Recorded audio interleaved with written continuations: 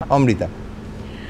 দেবদা, তোমাদের তো প্রচারে থাকতেই হবে, প্রচারে যেতেই হবে, যেহেতু তোমরা অ্যাক্টিভলি রাজনীতির সঙ্গে যুক্ত।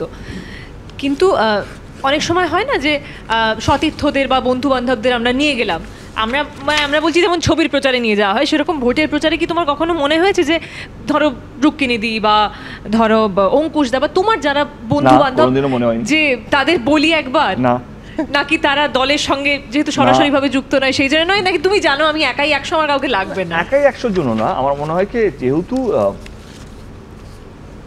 রাজনীতি এমন একটা সাবজেক্ট যেটা নিজের থেকে ভালোবাসাতে আসতে হবে।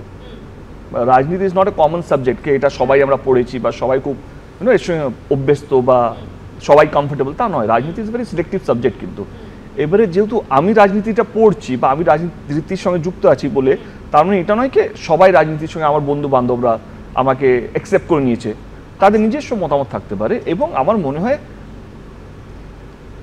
এটা, ডোন্ট টেক মি আদারওয়াইজ,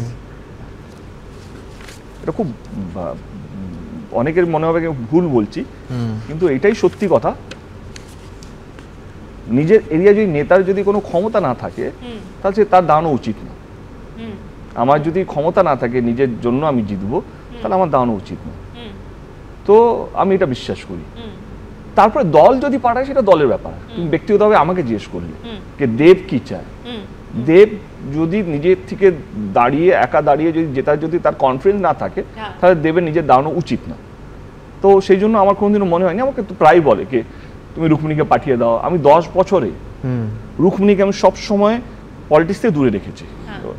মানে এমন নয় কোথাও তুমি রুক্মিণীকে ঘাটাতে আমি 10 বছর ধরে যাচ্ছি, কোনোদিনও না কে রুক্মিণী গেছে আমার সাথে বা আমার সঙ্গে হোটেলে গেছে বা খেতে গেছে বা কোথাও না। She is a different subject. ওর লাইফস্টাইলটা কমপ্লিটলি আলাদা, ওর লাইক অ্যান্ড ডিসলাইক আমি রেসপেক্ট করি।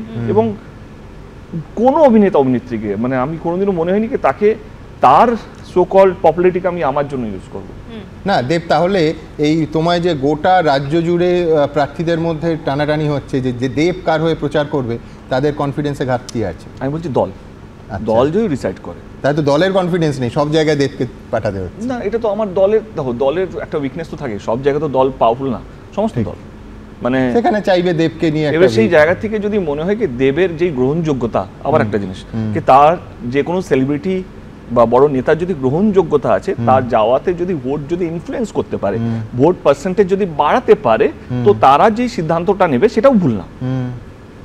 সেটাও ভুল না কি সবাই তো জিততে চায়, কেউ যদি ভালো মুখকে নিয়ে গিয়ে ওখানে যদি জেতাতে চায় সেটা ভুল না।